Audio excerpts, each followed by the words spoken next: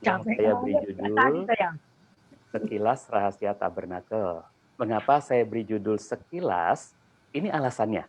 Sejatinya saya bukanlah orang yang kompeten untuk menjelaskan pelajaran tabernakel secara mendetail. Namun begitu, oleh anugerah Tuhan, saya diberi keberanian untuk menyampaikan apa yang saya ketahui tentang tabernakel. Meski hanya sepintas kilas. Karenanya mari kita selalu memohon agar berkat Tuhan Yesus Kristus semakin berlimpah di saat kita mengikuti pendalaman Alkitab ini. Amin. Nah, saudara-saudara, sebelum kita memulai pertemuan kedua kita ini, saya ingin menyampaikan beberapa hal berikut ini. Yang pertama, kutipan ayat-ayat firman Tuhan selama pendalaman Alkitab ini terambil dari Kitab Suci Bahasa Indonesia Lugas versi Yesus Kristus terbitan Yalensa tahun 2019. Mengapa? Karena di dalam kitab suci ini ada kata tabernakel ya. Kemudian, waktu pertemuan kita yang hanya 40 menit ini, rinciannya 5 menit pembukaan, 30 menit pemaparan materi, dan 5 menit penutupan. Kemudian yang ketiga, ingat grup PA. PA Tabernakel adalah ajang diskusi dan tanya jawab di antara kita. Jadi mohon agar pada grup tersebut, Bapak, Ibu, dan saudara-saudara tidak memasukkan renungan harian, gambar-gambar, apalagi video yang tidak ada kaitannya dengan PA Tabernakel. Yang keempat, ringkasan pembahasan yang lalu adalah sebagai berikut. Satu, tabernakel adalah kemah mewah di padang gurun. Suatu gambaran bahwa Tuhan yang sangat mulia rela berdiam bersama manusia yang berdosa. Yang kedua, tabernakel adalah tempat kediaman sementara bagi Tuhan ketika menemani umatnya berpindah dari Mesir menuju ke tanah Kanaan. Dan yang ketiga, ketika kita mempelajari tabernakel, itu akan memberikan gambaran terperinci mengenai kehidupan dan karya keselamatan Tuhan kita, Yesus Kristus. Dan sekarang marilah kita ikuti pelajaran selanjutnya, masih dalam bab pendahuluan. Kemah mewah di padang gurun, ini bab pendahuluan, Ibu Bapak dan Saudara.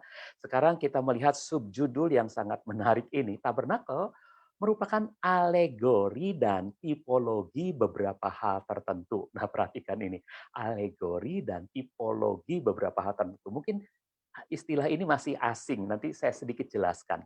Begini Ibu Bapak dan Saudara yang mungkin sudah tahu soal alegori, kita seringkali gamang dengan istilah alegori. Kenapa?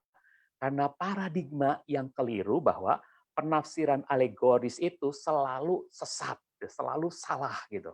Padahal tidak ada yang salah dengan alegori dan penafsiran alegoris. Yang salah adalah kalau kita berlebihan melakukan penafsiran alegoris. Mengapa? Kita harus tahu dulu apa itu penafsiran alegoris. Dalam Wikipedia, kalau saudara-saudara buka Wikipedia, maka penafsiran alegoris adalah sebuah model tafsir yang populer pada abad pertama, jadi gereja mula-mula itu, hingga pada abad pertengahan, ya, pada zaman Martin Luther, Calvin, abad pertengahan. Pendekatan ini merupakan sebuah upaya menyingkap pesan teks Alkitab, pesan kata-kata Alkitab secara alegoris, yaitu apa nih? Yaitu dengan mencari makna di balik kata-kata yang tertulis di dalam teks tersebut, gitu ya. Contohnya penafsiran alegoris misalnya dalam perumpamaan orang Samaria yang baik hati. Nah, itu seringkali orang menafsirkan secara alegoris demikian. Ketika orang Samaria itu membawa ke tempat penginapan, lalu dengan langsung orang menghubungkannya tempat penginapan itu punya makna gereja, ya. Kemudian ketika orang Samaria itu memberikan 2 dinar, ya, langsung orang mengaitkannya bahwa orang yang punya 2 dinar ini adalah orang kaya dan orang kaya bisa masuk surga. Nah, yang ini alegoris yang kelebihan, ya, karena nggak ada kaitannya, ya. Tapi kalau orang yang dirawat itu dihubungkan dengan di tempat penginapan dihubungkan dengan gereja, ya masih ada kemungkinannya karena gereja adalah tempat merawat orang-orang yang terluka gitu ya. Oke, kemudian terluka secara rohani tentunya. Kemudian 2 dinar itu berbicara juga tentang kedatangan Tuhan kali yang kedua. Ini kaitannya terlalu jauh gitu ya. Nah, jadi seringkali pemaknaan alegoris yang berlebihan itu yang salah gitu ya. Tapi mengapa alegoris itu bukan sebuah kesalahan. Karena buktinya kitab suci sendiri, Alkitab sendiri mensahkan pemakaian istilah alegoris itu. Ya, bahkan banyak kisah-kisah tentang alegoris di dalam Alkitab. contohnya saja, ya kita lihat ini, saya mengambil satu ayat saja ya, Galatia 4 ayat 24. Galatia 4 ayat 24, ini adalah kiasan. Nah, majas atau kiasan, kiasan yang alegoreo. Alegoreo, ini dalam bahasa Yunani, ini dibacanya seperti ini, alegoreo. Nah, jadi artinya kiasan yang alegoris. Apa itu? Sebab keduanya adalah dua perjanjian. Nah, yang satu itu dari Gunung Sinai, perjanjian Gunung Sinai itu dikatakan itu Hagar. Jadi Gunung Sinai dikaitkan dengan Hagar. Ini Alkitab yang bilang, ini bukan penafsir sembarangan. Alkitab yang mengatakan Gunung Sinai itu bisa punya pengertian adalah perjanjian yang dengan Hagar gitu ya. Jadi nggak ada janji sebetulnya, perjanjiannya dengan Sarai, tapi orang-orang Israel menganggap bahwa mereka melakukan perjanjian dengan Tuhan di Gunung Sinai. Nah, itu adalah keturunan Abraham dari Hagar, dari secara jasmaniah gitu. Sedangkan yang lainnya itu adalah keturunan Abraham dari Gunung Sion. Gunung Sion dikaitkannya dengan Sarah. Nah, ini yang disebut alegoris. Jadi Alkitab sendiri menyajikan hal yang alegoris. Nggak salah dengan alegoris ya. Tapi mungkin kita lebih merasa nyaman dengan istilah tipologi. Tipologi. Sebab 1 Korintus 10 ayat yang ke-6 lebih sering kita baca bahwa semua peristiwa keluaran, peristiwa Exodus, termasuk juga peristiwa pembentukan tabernakel di dalamnya ya, itu dengan jelas disebutkan sebagai contoh, sebagai tipe bagi kita di masa kini. Coba kita lihat dulu tipologi itu apa. Nah, tipologi menurut Wikipedia, tipologi itu ada yang sekuler, ada juga yang teologis. Tipologi secara teologis yaitu doktrin atau teori dalam teologi Kristen tentang hubungan antara perjanjian lama dengan perjanjian baru. Jadi hubungan yang ada antara perjanjian lama dengan perjanjian baru itu merupakan hubungan yang tipologis. Contohnya ya, ada pernyataan dari Bapak Gereja namanya Agustinus, dia menyatakan seperti ini. Perjanjian baru menurut Agustinus tersembunyi di dalam perjanjian lama. Jadi perjanjian baru itu rahasianya hanya bisa disingkap melalui perjanjian lama. Dan yang lama dijelaskan oleh yang baru. Hal-hal yang ada dalam perjanjian lama termasuk juga tabernakel, penjelasannya justru kita dapat ketika kita mendapatkan perjanjian baru. Nah, ini yang disebut tipologi. Nah, Bapak Ibu dan Saudara, jadi ya 1 Korintus 10 ayat yang ke-6 itu mengatakan tentang tipologi.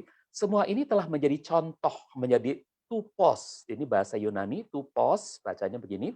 Bagi kita, supaya kita tidak menjadi orang-orang yang berkeinginan jahat seperti mereka dengan keinginannya.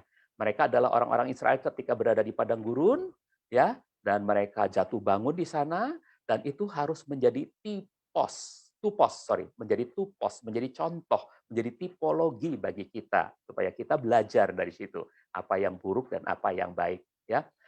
Dengan begitu, tabernakel sebenarnya bukan saja tipologi, tapi juga alegori. Nah, dalam alegori ini, Tuhan Yesus mungkin nanti pada suatu saat saya akan perbandingkan antara alegori dengan parabel, ya, dengan perumpamaan. Karena Tuhan Yesus sering menyatakan perumpamaan. Misalnya, perumpamaan orang Samaria yang baik, itu perumpamaan, saudara-saudaraku. Tapi di dalamnya bisa ditafsirkan secara alegoris, namun jangan berkelebihan, gitu ya. Nah, yang kedua yang bukan perumpamaan misalnya Yohanes 15. Ini alegoris. Ini alegoris sebab Tuhan tidak mengatakan perumpamaan, tapi dia langsung menyebutkan kiasannya, majas akulah pokok anggur yang benar dan kamulah carang-carangnya gitu. Nah, ini adalah alegoris, Saudara. Ya. Jadi asalkan tidak berlebihan ya. Jadi tabernakel sebenarnya bukan saja tipologi, tapi juga alegori, asalkan tidak berlebihan. Terhadap beberapa kebenaran tertentu dalam kitab suci, yang kebenaran tersebut baru tersingkap secara jelas dalam perjanjian baru. Jadi tabernakel adalah alegori dan tipologi. Dari apa? Kemarin kita sudah mulai, saya akan ulangi ya, dari tempat kediaman Tuhan di surga, Ibrani 8 ayat yang kelima. Jadi yang melayani menurut contoh dan bayangan dari apa yang ada di surga, sebagaimana yang telah diperintahkan kepada Musa ketika hendak mendirikan tabernakel. Oke, coba kita lihat tempat kediaman di surga itu seperti apa. Ini tempat kediaman di surga yang dilihat oleh Yohanes murid Tuhan Yesus, tapi juga dilihat oleh Musa sehingga Musa akhirnya membuat tabernakel dengan gambaran yang telah dia lihat di surga. Kemarin saya sudah jelaskan tentang peti perjanjian itu dalam Wahyu 4 ayat 3 dikatakan, dan orang yang duduk di atas tahta itu kelihatan seperti batu iaspis dan sardis, ya. Di sekeliling tahta itu ada pelangi yang kelihatan seperti zamrud. Jadi peti perjanjian itu bicara tentang hadirat Tuhan, tahta Tuhan yang ada pelanginya, dan ini ada shekinah kemuliaannya di sana. Oke, kemudian Wahyu pasal yang kelima ayat yang keenam mengatakan tentang tirai atau tabir yang terbelah. Itu adalah bicara tentang anak domba dengan 4 tiangnya, ini 4 makhluk, ya, 4 makhluk hidup. Nah, itu sudah kita bahas pada pertemuan yang lalu. Demikian juga ada Wahyu 8 ayat yang ketiga. Kemudian datanglah malaikat yang lain lalu berdiri di depan mazbah sambil memegang pedupaan emas. Jadi ketika di surga dilihat oleh Musa ada mazbah emas, mazbah dupa, maka dia membuat mazbah dupa di tabernakel itu. Kemudian ayat berikutnya Wahyu 4 ayat yang kelima, ada pelita emas, ya. Demikian juga di surga, Musa itu melihat ada 7 obor, ya, 7 obor.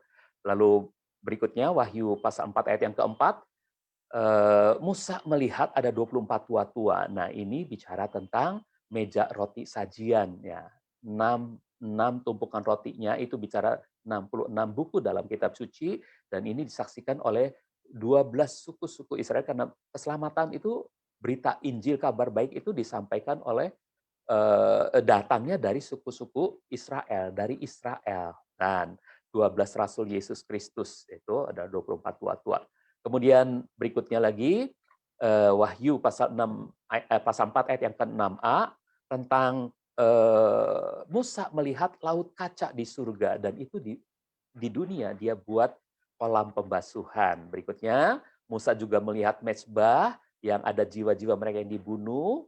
Di surga dia lihat mezbah seperti itu, lalu di dunia ini dia buat apa yang dia sudah dapatkan penglihatan di surga, mezbah korban bakaran.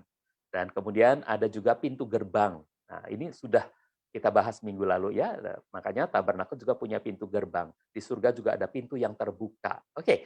Nah, inilah gambaran dari apa yang ada di surga dengan apa yang Musa buat di bumi ini. Ini yang disebut melambangkan tempat kediaman Tuhan. Jadi tabernakel adalah alegori dan tipologi dari tempat kediaman Tuhan di surga. Yang kedua, tabernakel adalah alegori dan tipologi dari tubuh manusia, manusiawi Yesus ketika dia berinkarnasi. Yohanes 1 ayat 14, firman itu sudah menjadi daging dan berdiam di antara kita. Kita sudah melihat kemuliaannya, itu kemuliaan sebagai putra tunggal Bapa penuh anugerah dan kebenaran. Jadi, tubuh manusiawi yang dipakai oleh Tuhan Yesus ketika Tuhan berinkarnasi, dia mengenakan tubuh jasmaniah ini, sehingga ketika dia menjadi besar melayani, kemudian akhirnya wafat di atas kayu salib, ini tubuh jasmaniahnya. Dan Tuhan kita yang kekal hanya memakai sebentar tubuh jasmaniahnya, 33 tahun setengah gitu, ya. Nah, setelah itu, kemudian Tuhan dikuburkan dan bangkit, tidak lagi memakai tubuh jasmaniah, tapi memakai tubuh kemuliaan, tubuh rohaniah, Ibu Bapak dan Saudara. Jadi tabernakel itu ternyata akan berbicara juga mengenai tubuh manusiawi Yesus ketika dia berinkarnasi. Nah, sekarang kita masuk pada lanjutan, ya. Tabernakel merupakan alegori dan tipologi. Yang ketiga ini. Ini belum kita bahas, ini kita mulai. Tubuh jasmaniah manusia. Jadi tabernakel adalah alegori dan tipologi sekaligus untuk apa? Tubuh jasmaniah kita manusia yang Tuhan ingin jadikan rumahnya di bumi ini. 1 Korintus 3 ayat 16 mengatakan begini, tidak tahukah kamu bahwa kamu adalah tempat kudus Tuhan dan roh Tuhan berdiam di dalam kamu. Jadi tabernakel itu sedang melambangkan bahwa tubuh kita ini Tuhan mau tempati menjadi tempat kediaman. Memang sementara, saudara-saudara, di bumi ini, ya. Jadi tubuh kita yang terdiri dari roh, jiwa, dan tubuh jasmaniah ini, dan daging, roh, jiwa ini yang di lingkaran dalamnya, dan yang di bagian luar adalah tubuh jasmaniah, tubuh lahiriah, itu bicara tentang tabernakel juga, yaitu tabernakel yang terdiri dari 3 bagian penting, yaitu ruang maha kudus, kemudian ruang kudus, dan pelataran.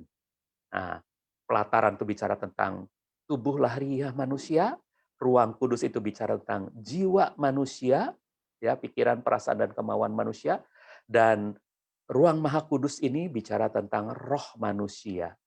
Lalu Tuhan dalam Roh Kudusnya ingin berdiam di dalam manusia. Jadi di mana dia tinggalnya? Dia tinggal bersama dengan roh kita. Dia mendampingi roh kita. Dia membimbing roh kita. Disinilah dia bersemayam bersama dengan kita. Tapi bukan hanya dengan kita pribadi, karena nanti bersama-sama dengan saudara-saudara yang lain, kita juga jadi gereja di mana roh juga berdiam. Oke, yang keempat sekarang, ini yang paling penting. Ternyata tabernakel merupakan alegori dan tipologi dari pola karya keselamatan dari Tuhan. Dan bagaimana keselamatan itu direspons oleh manusia. Saudara-saudara, kita tahu betul bahwa kebanyakan orang belajar tabernakel lalu berpikir bahwa inilah langkah untuk menuju pengudusan yang sesungguhnya gitu ya. Jadi Filipi 2 ayat 12 itu mengatakan, maka sekarang kerjakanlah keselamatanmu. Lihat titik beratnya, kita yang harus mengerjakan keselamatan dengan takut dan gentar gitu ya. Oke, dan inilah yang seringkali kita alami, kita rasakan dari orang-orang yang belajar tabernakel. Kita menganggap bahwa kita sudah berusaha dengan percaya, ya, masuk pintu gerbang, kemudian bertobat, ya, dilambangkan dengan mezbah korban bakaran, lalu dibaptis yang bicara dalam tabernakel itu dinyatakan dengan bejana pembasuhan, lalu mengalami baptisan pertama kali atau kepenuhan pertama kali, baptisan Roh Kudus, kepenuhan pertama kali dengan Roh Kudus, masuk pintu kemah, lalu kita ada dalam suasana dipenuhi Roh Kudus. Nah, itu kita kemudian bergaul dengan Tuhan sangat intim dalam doa, lalu kita juga sangat senang dengan firman, ya. Kita bisa luar biasa penuh firman di mulut kita, terucap kata-kata nubuatan, kata-kata firman, dan hidup kita menjadi berkat indah, menjadi terang, seperti pelita ini menyala dalam kegelapan. Nah, kemudian kita berpikir kita akan masuk ke dalam ruangan Maha Kudus, dan itu ada tabir yang sangat tebal. Ini bicara tentang bagaimana roh kita sebetulnya bisa selalu berhubungan dengan Tuhan, asalkan kita mematikan kedagingan. Tetapi saya lebih berpikiran bahwa kalau kita sudah masuk ke sini, berarti ini saatnya kita sudah memakai tubuh kemuliaan nanti, gitu ya. Nah, kita akan berkerajaan bersama dengan Tuhan 1000 tahun. Nah, ini adalah soal pertumbuhan rohani. Jadi ini urusannya adalah dari kita, saudaraku. Padahal, saudara ingat, Efesus 2 ayat yang ke-8 mengatakan apa? Sebab oleh anugerah, kamu telah diselamatkan melalui iman.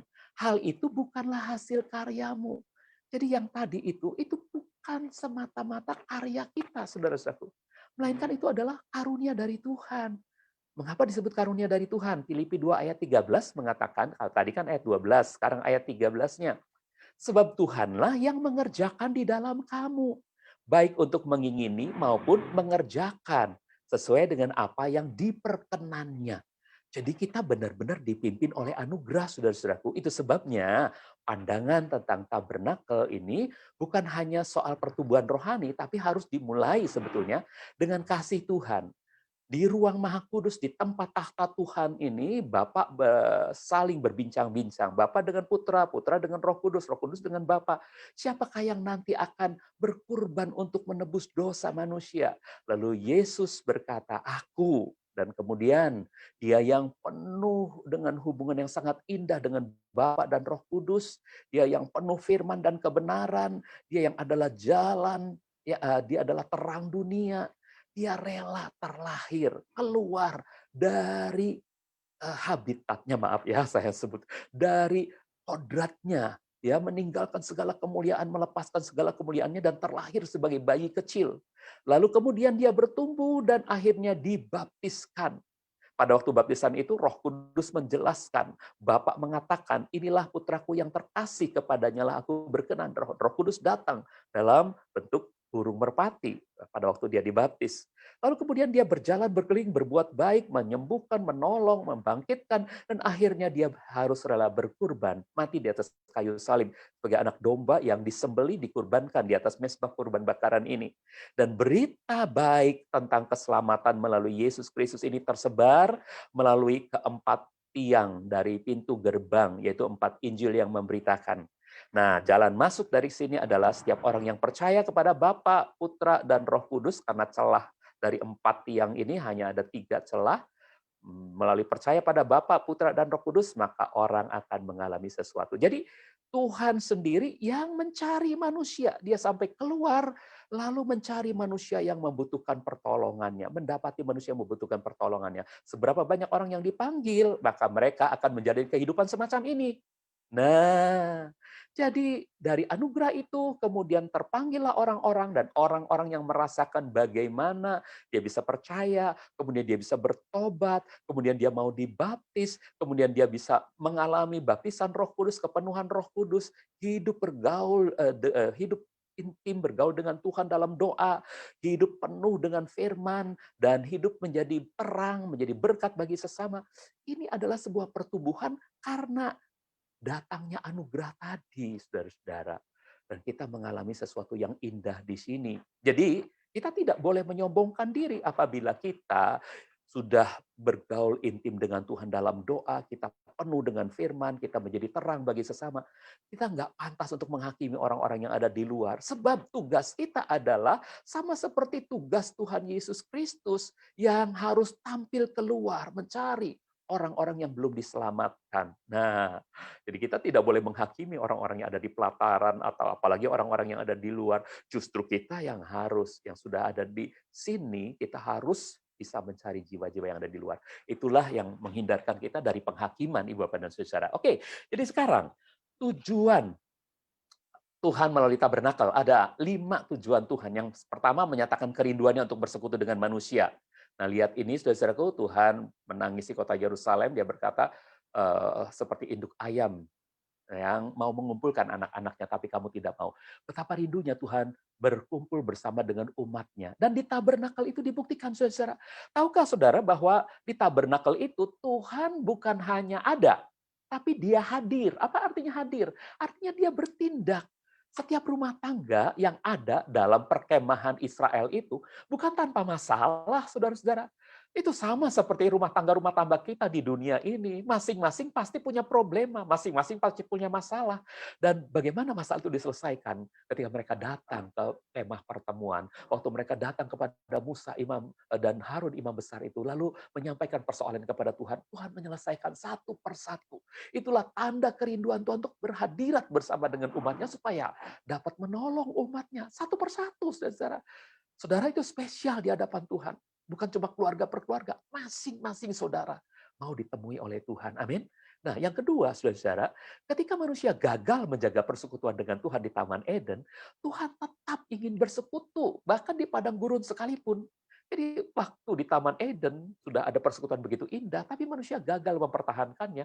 Tuhan tetap mencari sehingga di padang gurun sekalipun umat Tuhan tetap mau ditemani oleh Tuhan karena Tuhan mau hadir bersama mereka. Yang ketiga, menjadi nubuatan bahwa Yesus rela mengenakan tubuh fana untuk bisa menderita dan mati demi menebus manusia dari dosa. Saudara-saudara, dia rela mengenakan tubuh fana ini demi mengasihi saudara. Ini tubuh sementara yang didiami Yesus. Sama seperti tabernakel, tempat kediaman sementara, saudara-saudara. Dan yang keempat, dia juga menyatakan bahwa umat tebusannya semasa hidupnya di bumi akan didiami oleh hadiratnya, didiami oleh Roh Kudus. Jadi umat tebusannya itu akan didiami oleh Roh Kudus. Bukan hanya pribadi lepas pribadi, tapi satu komunitas, sekelompok orang. Dan itu adalah orang-orang percaya bisa didiami oleh Roh Kudus, saudara. Dan yang kelima, menunjukkan pola karya keselamatan yang telah dirancangnya, sehingga ketika karya keselamatan itu digenapi dalam Yesus Kristus melalui kematiannya di kayu salib, maka oleh iman karena anugerahnya, kita manusia sanggup meresponsnya dengan baik. Saudaraku, inilah pola keselamatan yang Tuhan sediakan. Dari sini muncul anugerah, anugerah itu kemudian tertampil untuk bisa menebus dosa manusia, dan akhirnya beritanya keluar tabernakel kepada perkemahan-perkemahan orang-orang Israel yang punya kebutuhan, kepada dunia ini yang punya kebutuhan. Saudara-saudaraku, inilah jalan anugerah dari Tuhan, ya, pola dari karya keselamatan. Itu sebabnya segala sesuatu, Roma 15 ayat 4 mengatakan, yang telah tertulis sebelumnya. Apa saja yang tertulis sebelumnya? Tentu saja ada 50 pasal tentang tabernakel di seluruh Alkitab. Itu tertulis ya. Itu telah tertulis sebagai apa? Sebagai pengajaran bagi kita. Sebagai pengajaran bagi kita. Apakah itu disebut parabel, apakah itu disebut tipologi, apakah disebut alegori. Itu pengajaran bagi kita bahwa melalui ketabahan dan penghiburan dari kitab suci, kita akan mendapatkan apa yang kita harapkan. Amin, saudara-saudara. Nah, oke. Sekarang kita lanjutkan lagi dengan caption berikut. Ini masih dalam pembukaan, saudaraku. Persekutuan dengan manusia. Ini penting sekali untuk saya ungkapkan karena ini adalah sesuatu yang sangat luar biasa. Memang saya ambil ini dari sebuah ilustrasi, saudaraku. Kodrat dan habitat manusia. Ini penting, saudaraku. Ya, ketika Tuhan menciptakan pohon, dia berfirman kepada tanah, Kejadian 1 ayat 11, hendaklah tanah menumbuhkan pepohonan, dan seterusnya. Lalu, ketika Tuhan menciptakan ikan, dia berfirman kepada air, Kejadian 1 ayat 20, hendaklah dalam air berkeliapan ikan-ikan, dan seterusnya. Dan ketika Tuhan menciptakan manusia, Tuhan berfirman kepada dirinya sendiri, perhatikan nih. Ya, waktu manusia, dia berfirman kepada dirinya sendiri. Kejadian 1 ayat 26, marilah kita membuat manusia menurut citra dan rupa kita, dan seterusnya. Jika pohon dicabut dari tanah, maka pohon itu akan mati. Jika ikan dikeluarkan dari air, maka ikan itu akan mati. Begitupun jika manusia dipisahkan dari Tuhan, maka manusia itu pasti mati, saudaraku. Mengapa? Karena pohon itu habitatnya adalah tanah. Ikan habitatnya adalah air. Sedangkan manusia habitatnya adalah hadirat Tuhan. Itulah sejatinya kodrat dan habitat kita manusia, saudara-saudara. Nah, maksudnya begini, kita manusia diciptakan untuk hidup dalam hadirat Tuhan. Karena itu kita harus selalu ada dalam persekutuan dengan Tuhan. Tabernakel itu ada salah satu gambaran persekutuan Tuhan dengan Tuhan yang sangat indah. Sebab hanya di dalam Tuhan saja ada kehidupan bagi kita manusia. Ingat ini, tanah tanpa pohon, ia tetap tanah. Tidak ada yang berubah padanya. Tapi pohon tanpa tanah, ia bukan apa-apa. Ia mati, saudara-saudara. Ikan tanpa tanpa ikan, ya tetap air, tidak ada yang berubah padanya. Tapi ikan tanpa air, ia bukan apa-apa, ia mati, saudara. Begitupun Tuhan tanpa manusia, dia tetap Tuhan, tidak ada yang berubah sedikit pun padanya. Tapi manusia tanpa Tuhan, ia bukan apa-apa, ia pasti mati. Inilah kodrat dan habitat sesungguhnya dari manusia, persekutuan dengan Tuhan. Dan Tuhan menginginkan persekutuan itu karena dia ingin menjamah saudara pribadi lepas pribadi. Dan persekutuan ini berlangsung dari masa lalu, dari masa ke masa, saudaraku. Baik masa lalu, persekutuan di Taman Eden, ya, kemudian masa persekutuan di tabernakel, ya, saudaraku. Jadi gagal di Taman Eden, Tuhan mau bersekutu lagi dengan umat manusia di tabernakel. Lalu di tabernakel selesai, ada persekutuan lagi di bait suci Salomo. Jadi ingat tahapannya, saudaraku. Tabernakel berbeda dengan bait suci, tabernakel berbeda dengan bait suci. Bait suci dibangun pada zaman Salomo, kemudian Zerubabel, kemudian Herodes membangun kembali. Nah, ini persekutuan dengan di bait suci, saudara-saudara.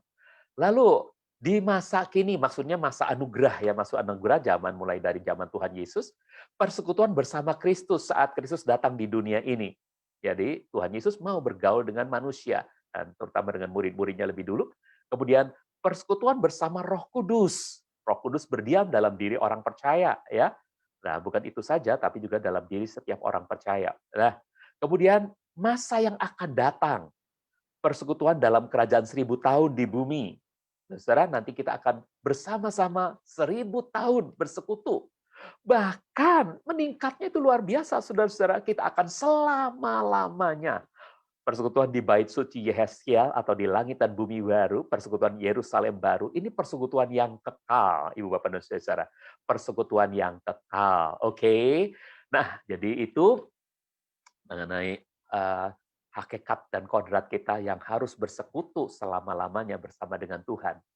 Nah, pembahasan tabernakel dalam kitab Keluaran itu seperti ini. Kitab Keluaran mencatat tabernakel, ingat, dalam 3 bagian penting, Yaitu apa? Yang pertama, rancangan pembuatannya. Katakan sama-sama, rancangannya. 2, 3, rancangannya. Yang kedua, pelaksanaan pengerjaannya. Yang kedua, pelaksanaan pengerjaannya. Dan yang ketiga, bagaimana mendirikannya untuk yang pertama kali. Coba sebutkan sama-sama. Bagaimana mendirikannya untuk yang pertama kali. Oke, nanti kita lanjutkan untuk berikutnya, saudara-saudaraku. Jadi caption ini nanti tidak akan saya bagikan, tapi caption sebelum ini dan seperti tadi yang saya sudah paparkan itu saya akan bagikan. Karena waktunya sudah habis, saudara-saudara. Jadi saya stop sampai di sini. Kiranya ini menjadi berkat bagi kita sekalian. Nanti kita akan ulangi lagi pada pembahasan tabernakel dalam kitab Keluaran pada pertemuan yang akan datang. Kiranya Tuhan memberkati kita sekalian dan oke, saya akan kembalikan lagi kepada Pak. Terima kasih untuk Bapak Pendeta Yahya Iskandar yang sudah menyampaikan pelajaran tabernakel sesi kedua malam hari ini. Kiranya setiap kita diberkati dan mendapatkan pemahaman-pemahaman yang baru yang akan semakin menumbuhkan kerohanian kita. Sebelum kita akhiri dalam doa dan nanti kita akan menyanyikan satu pujian. Di akhir pujian, nanti dengan hormat saya minta Ibu Pendeta Priscilla untuk menutup kita di dalam doa. Saya serahkan kepada Ibu Vera untuk menaikkan pujian. Betapa besar, betapa dalam dan luar biasanya hikmat Tuhan yang Tuhan nyatakan dalam kebenarannya. Kita terkagum akan setiap hikmat yang Tuhan nyatakan kepada setiap kita. Kita mau naikkan pujian ini. Engkau sungguh indah tiada taranya, sungguh menakjubkan, sungguh ajaib untuk diingat. Lebih dari segala yang ada di dunia. Terima kasih Tuhan.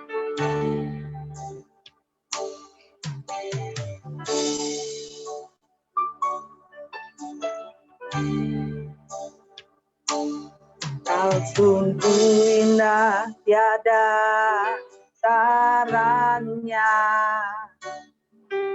sungguh menakjubkan,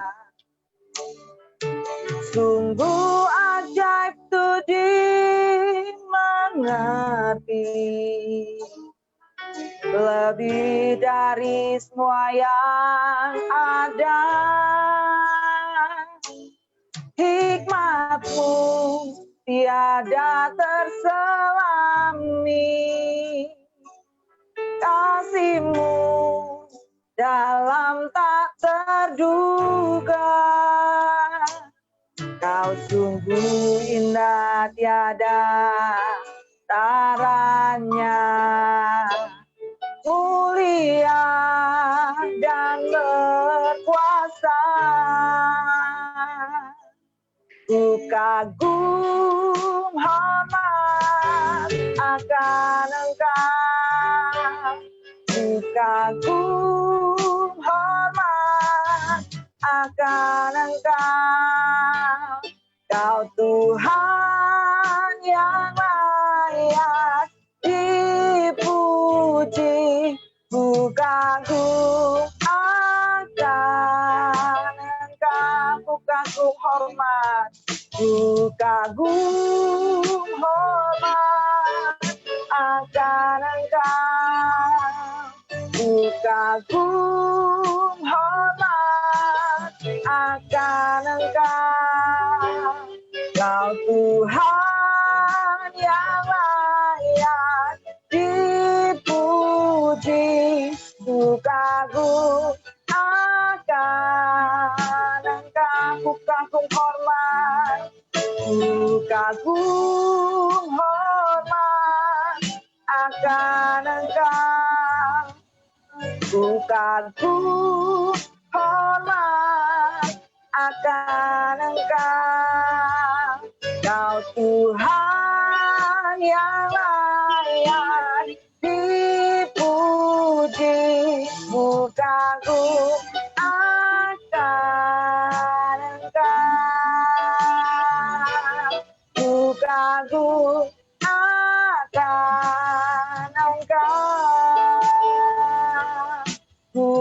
aku akan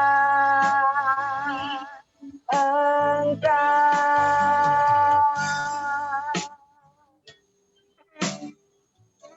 Ya, mari saudara-saudara kita Persilakan kepada masukkan Ibu hati Priscila. di dalam doa. Bapak Yahweh, terima kasih untuk malam hari ini. Kami telah belajar tentang pengajaran sekilas tabernakel yang disampaikan oleh Bapak Yahya. Pengajaran yang menguatkan iman kami ya Bapak, agar kami menjadi sempurna, agar kami tetap setia di dalam doa, dan setia di dalam persekutuan dengan firman Tuhan. Dan kami dipenuhi oleh Ruach HaKodes ya Bapak. Dan kami memberi diri untuk dibaptis ya Bapak. Pakai Pak Yahya lebih dahsyat lagi ya Bapak. Di dalam penyingkapan kebenaran firman-Mu ya Bapak. Sehingga banyak jiwa yang dibenangkan ya Bapak. Berkati istri, anak, mantunya ya Bapak. Berkat juga kami terima yang hadir pada malam hari ini di ibadah Zoom ini ya Bapak. Dengan berkat yang sama ya Bapak. Dan kami bersyukur dengan kehidupan kami ini ya Bapak. Karena kami telah dipilih oleh Engkau untuk boleh kami masuk dalam penggenapan-penggenapan-Mu dan boleh menerima janji-janji-Mu ya Bapak. Biarlah apa yang kami dengar pada malam hari ini ya Bapak, dapat kami terapkan di dalam kehidupan kami. Sehingga kami semakin berkenan di hadapan-Mu ya Bapak. Kami tidak akan tergoyahkan ketika ada goncangan-goncangan dunia yang semakin hari semakin jahat ya Bapak. Bapak Yahweh yang kami sembah di dalam nama Tuhan Yeshua HaMashiach. Kami berdoa untuk bangsa Indonesia dan Jakarta khususnya ya Bapak. Kami adalah pekerja-Mu ya Bapak. Di jam terakhir yang akan membawa lawatan bagi Indonesia ya Bapak. Bagian kami adalah menabur dan menuai sampai seluruh bumi penuh dengan kemuliaan-Mu ya Bapak. Kami rindu membawa suku bangsa dan bahasa datang dan mengaku dan menyembah-Mu ya Bapak. Sehingga Indonesia dipenuhi oleh kemuliaan-Mu ya Bapak. Sekarang tiba saatnya untuk kami berpisah satu dengan yang lain ya Bapak. Tetapi biarlah kasih-Mu tetap tinggal di dalam kami semua ya Bapak. Terima kasih ya Bapak Yahweh di dalam Yeshua HaMashiach. Haleluya. Amin. Amin. Terima kasih Bu Pendeta Priscila yang sudah menutup kita dalam doa. Terima kasih Bapak Ibu Saudara sekalian untuk kehadirannya malam hari ini. Terima kasih Kehadirannya kembali Pak memberkati. Roy, Pak Yaya. Ya, Om Yahya, Pak Gerso, Pak makasih. Yaya, terima kasih. God bless. Pak Roy, terima kasih. Semuanya, Terima atas kasih. kehadirannya. Pak Roy. Sampai ketemu. Pak Roy juga depan. Terima kasih Pak Yahya. Terima Iya. kasih Pak Roy. Sama-sama. Bapak Yahweh memberkati Pak. Amin. Amin, amin. Terima kasih, Pak. Terima kasih. Pak Yasman udah masuk ya? Pak Roy, Pak Yasman, Pak Roy. halo Pak Yasman. bisa dapat caption yang kemarin juga Pak? Oh bisa, nanti dikirim lagi buat Bapak Ibu yang baru hadir. Nanti iya. dikirim lagi di grup. Oke, makasih Pak. Saudara yang barusan nanti saya akan kirim juga ya. Yang barusan saya Amin Pak. sampaikan. Ya. Ya, kecuali caption terakhir. Yang terakhir kalau masih separoh tidak akan dikirim. Oke, terima kasih. Bye. Ibu Sri. Ibu Tri. Sorry, Ibu Tri. Ya. Ya, mengenai akhir zaman Terima saya kasih, nggak bahas Pak. itu ya. Ya, Bu. Jadi tahu ya bedanya tabernakel sama Oh ya. tempat suci ya. Terima kasih Pak. Nanti akan dijelaskan lagi. Ya, Oke, semuanya terima kasih. Dea, terima kasih. Siapa lagi tuh? Oke, ini siapa nih? Yun, terima kasih. Iya. Ya. Terima kasih Om, Kemudian- makasih semua. Ya. Mana lagi yang lain? Oke, Ibu Sarah Lomas, terima kasih. Karen, itu. Ya, terima kasih. Oke, silahkan boleh leave ya. Si Vera, makasih ya. Boleh Ya. leave, saudara. Ibu Live ya Emi. Pak ya. Pak Yokin, silakan, terima kasih silakan. udah hadir dari Ibu Papua. Pendeta Fajar, terima kasih ya. Ibu Pendeta Esther juga terima kasih. Terima kasih. Iya, ada Pak Pendeta Fajar sama Ibu Pendeta Esther. Iya. Oh, ajaib. Haleluya. Oke, Yokin dari Papua, terima kasih. Pak Yunus, terima kasih. Pak Liu Siujung, puji Tuhan, Ya, Pak. terima kasih Pak Yaya. Tuhan berkati ya, Pak ya. Terima kasih ya. Iya, Tuhan berkati. Oke. Pendeta Daniel Karno, terima kasih sudah Pak bergabung. Pendeta Daniel Karno juga ikut dari apa? Dari Solo, apa namanya? Muter, Om. Muter. Iya. Ya, selamat sore Pak Yaya. Tuhan berkati, luar biasa. Wah, berkati, Pak. Iya, singkat-singkat ya, 30 menit ya. Pak Yunus, Heri, Wane, Shalom. Ya. Terima kasih Pak ya, udah Selamat join. malam Pak Yaya. Ya, selamat malam Pak Yunus. Tuhan berkati. Bu Leni, Tuhan berkati. Yokin dari Papua. Ini Yokin Intan ya? Iya, Yokin Om. Intan. Ya. Salam. Salam. Salam. Tuhan berkati. Selamat bergabung juga buat Ibu Pendeta Febe dari Sidoarjo. Ibu Pendeta Dari Febe. Singkawang. Kawang. Oke. Oh, saudara-saudara, ya. Enggak ada ini, yang terakhir ini. Ibu Emi. Nah, ya Ibu Emi. Ya, shalom Bu Supaya Emi. kemarin dulu kok. Tuhan berkati. Boleh live ya, saudara-saudara. Sebenarnya kalau terlambat hari udah berapa hari? Seminggu. Sampai jumpa lagi minggu depan. Iya, terus kemudian Depan ya, kita ketemu lagi. Ya, boleh live ya. Salam. Shalom. Haleluya. Semua. Ya, Terima kasih, Tuhan berkati. Saya live ya. Saya live. Ya. Salam. Salam. Udah.